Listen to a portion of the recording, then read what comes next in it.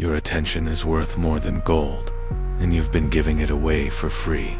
Every ping, every scroll, every quick check that turns into an hour, you think you're choosing, but the choice was made for you. Apps, ads, and endless feeds built to keep you hooked. Not by accident, by design. Stealing it back isn't dramatic. It's quiet. It's closing the tab before you're finished. It's leaving the phone in another room. It's staring at the ceiling until your thoughts stop racing.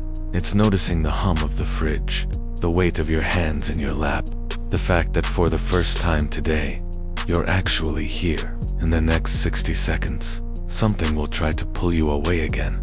It will look urgent. It will feel important. It will beg for your eyes. But you can choose to stay. Because the moment you do, you've already won.